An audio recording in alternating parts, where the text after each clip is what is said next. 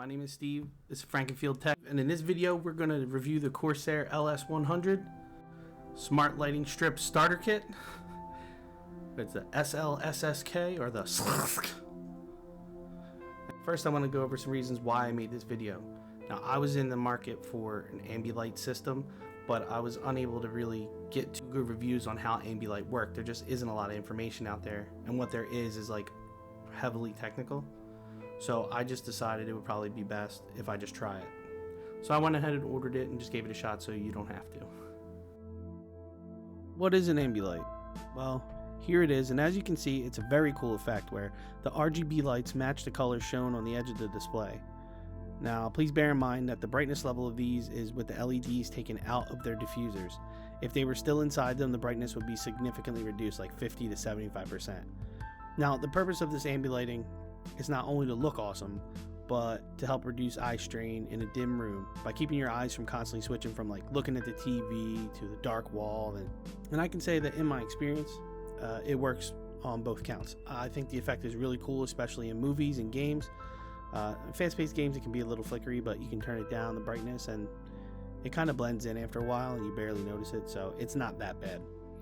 But you know, and at this point, from looking at it, I'm sure it sounds perfect. You're like, wow, this is cool. It's only $100. I mean, awesome, because anybody can do it, right? But there is some issues, you know, as they say, the devil's in the details. So now I want to say that this isn't specific to the Corsair lights here. It's every single Ambilight system that I've seen that is connected to a PC that doesn't use an HDMI pass-through or an external source. They all do the same thing, and they screen capture the screen on a regular basis at set intervals in order to find out what the colors are. So the way that the software captures the screen, it seems to cause some issues, and it has some limitations that hold it back. The first one that's a big deal breaker for me is that it seems to break G-Sync. I don't know about FreeSync because I don't have an AMD card to test, but G-Sync is completely closed. I'd imagine that FreeSync would be the same. Some of the best use cases for this kind of system, for the Ambilight, seem to be blocked as well. So such streaming services like Netflix with the Windows app, or with Edge where you actually get your HD, it is completely blocked because they don't allow you to record the screen. So it doesn't work at all during that. So you'd have to either watch on Chrome in like 720p, or, you know, or you have to watch not Netflix. Because of the way it records the screen, I noticed significantly reduced frame rates and stuttering.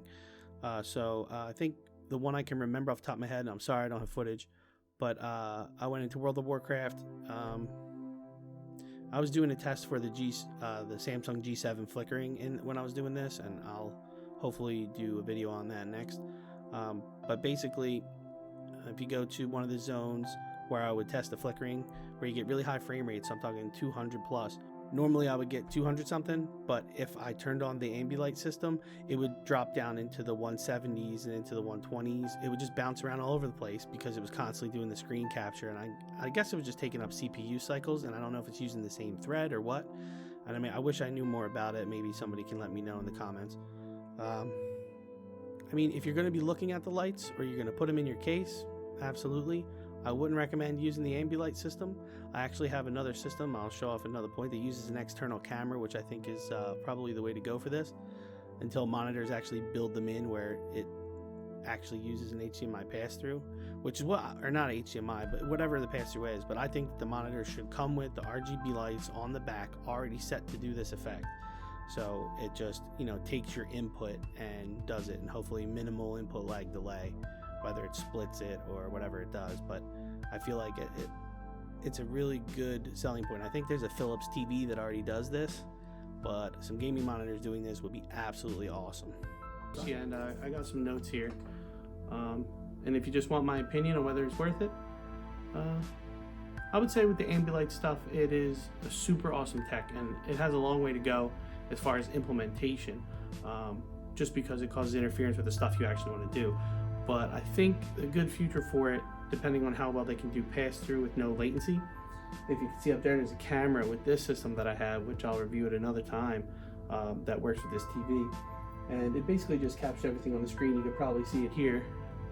And it's not the most accurate, but I think with time and with a better camera, like if a company could come out with one that had maybe a desk mounted camera instead of something mounted on top of the TV, because it's kind of an eyesore, and a good quality one that would really capture the screen, I think you could be looking at something really awesome. But as far as should you buy it, you're looking at like 100, 120 bucks for the starter kit. It does expand out for a lot of other things, so if you're looking to do a lot of RGB and you don't have to have it plugged into the computer, to SATA connections, it's pretty good. What else? Let me just pull up my notes. So my thoughts on this. Positives, they're real pretty to look at. It's super easy to set up. Just plug and play, iCUE, good to go. The only issue with this setup is the mounting system. When I say setup, I mean they're easy to plug in and use the software and get to work, but the mounting system included in the package is not the best.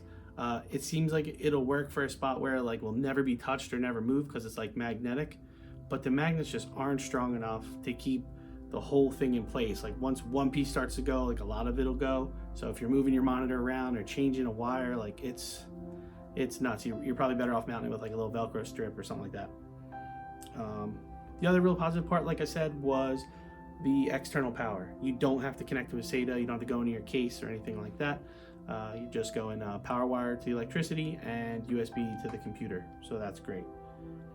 All right, now on to what I didn't like. The really dim in the diffusers. Now I don't mean dim when you look at them, but as far as like projecting light onto the wall. So they're not necessarily made specifically for that, but they do work as that, but you're gonna have to be real close to the wall and in a dim room. The way that the LEDs are mounted inside the sleeve is kind of a design flaw because it just really takes away from a lot of the brightness. Maybe like a lighter diffuser with, you know, it flat on top so the LEDs are still pushing out. Because the way it's set up now, it's like the LEDs go sideways into the diffuser and then the diffuser comes up and over. Now, I don't know the amount of light loss because I don't know the science on like how that light travels through that material, but I'm sure it's better to just go directly on. The other bad was the mounting. Was not a big fan. I ended up just scrapping it and kind of doing it my own way with the clips I had. And then it causes FPS issues in your games if you turn on the video screen capture. If you just use it regular, there's no issues. G-Sync breaks, it's kind of a deal breaker for me because I love Me Adaptive Sync. Also, no full screen with Netflix, so that is awful because that's like the best thing you want. You know, you go put on a cool movie or a show, and then, you know, especially if you're watching anime or something, it'd be great, but it doesn't work. And the other one is probably the price.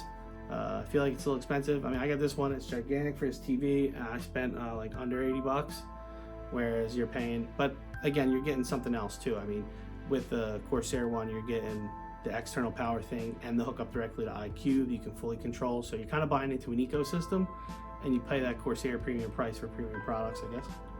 But that's pretty much all I got for this. But that's pretty much all I got. Tell me what you think in the comments. If you get one, if you like the other one instead. The one that's back here, I had some stuff running so you can see it. If you want to see more like this or a review on this other setup, I got a couple other things in the works. Samsung G7, the CX OLED.